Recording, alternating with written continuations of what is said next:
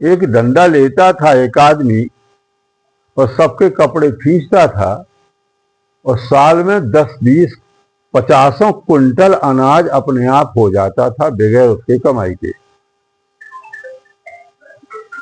एक छुरा लेता था और एक पत्थर लेता था, सबकी दाढ़ी बना करके 50 क्विंटल उसके घर में अनाज होता था।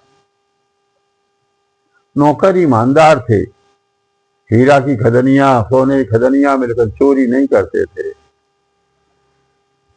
और उनको सबसे ज्यादा दिया गया, क्योंकि ब्राह्मण के पास कोई धन की व्यवस्था नहीं थी, क्षत्रिय के पास केवल रक्षा की व्यवस्था थी, वैश्य के पास सब कुछ था, लेकिन सबसे ज्यादा पैसा शूद्रों के पास था।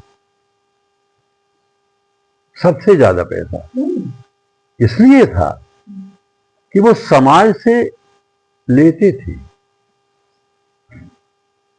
जैसे आज ये औषधि बना रहे हैं तो इनकी औषधि में एक बार में 10 पैसे मिलेंगे, लेकिन बीच बेचने वाले को 20 और खरीदने वाले को 50 लगेंगे। और फायदा किसके होगा? डॉक्टर को। बनाने वाले को तो 10 पैसे मिलना है। मिनरल वाटर 20 रुपए का नहीं बिकता, आधे दाम में। उसको भी एक आध फेज दे दो। तो पहले ये व्यवस्थाएं थी।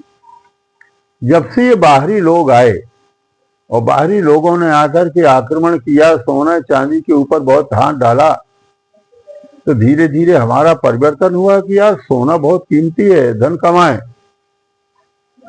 और हम लोग अहिंसावादी थे तो गुलाम हो गए। अर्थ ये है कि हमारे जो ऋषि हैं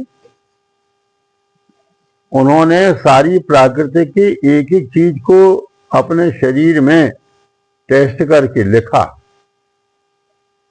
बड़े सोच करने वाले हमारे ब्राह्मण लोग थे, बड़े क्षत्रिय थे,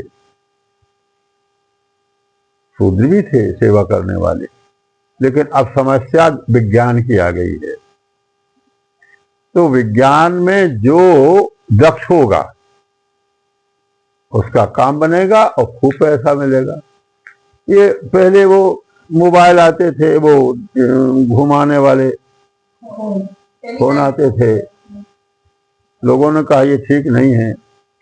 परिवर्तन हुआ तो बटन आ गई। बटन के बाद ये लोग ये छोटे छोटे बटन वाले आ गए। अब तो सारा यंत्र इंसेट से चल रहा है, सारी चीजें। हमारा पूरा ज्ञान गूगल ने खा गया। अब कोई व्यापारी करोड़ों का उंगलियों से हिसाब नहीं करता। डॉक्टर नाड़ी देख करके, उसके शरीर की काया को देख करके रोग नहीं बताते। कौन बता रहा है? यंत्र। तो हम यंत्र के गुलाम हो गए हैं। वो यंत्र विनाशकारी भी है, लाभकारी भी है। पहले के हमारे यंत्र थे पुष्पक विमान। पुष्पक विमान केवल भगवान के लिए नहीं आया था। राजा रघु आज के समय के बड़े बड़े लाट ले गया था लूट करके, जिसमें सोना, सही सोना परखना था। तो हनुमान जी ने कहा था कि प्रभु आपने माता जी का तो उद्धार कर दिया, लेकिन मातृभूमि का उद्धार नहीं किया।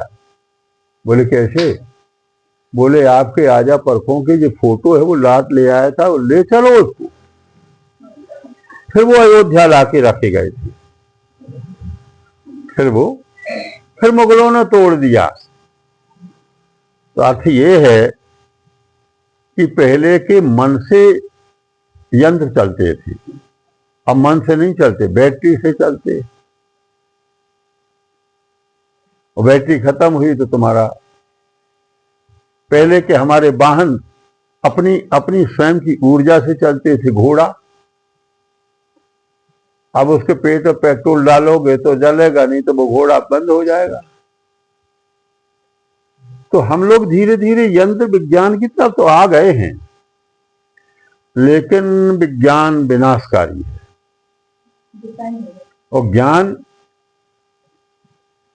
परमार्थकारी है और हमारा निर्माण करने वाला है। हमारी पृथ्वी में एक साथ घास उगते और उगाता कौन है? जल, वायु, सूर्य और पृथ्वी। इनसे मिलकर के अलग अलग रंग के, एक ही रंग के नहीं, एक ही रंग की घास नहीं, अलग अलग रंग की घास बनाती। अर्थ ये है कि हम पृथ्वी से सीखें। हमारे बैठो, कहाँ जा रहा? तो वहां हमारे यहाँ करेगा, ये कहते चलो जाओ बात। वहां हमें फिर साफ करना पड़ेगा सब, और वहां गुंजाइश नहीं है बिल्कुल फूलों के, वहां तो कुछ नहीं है, वहां तो गौशाला है, फूल है।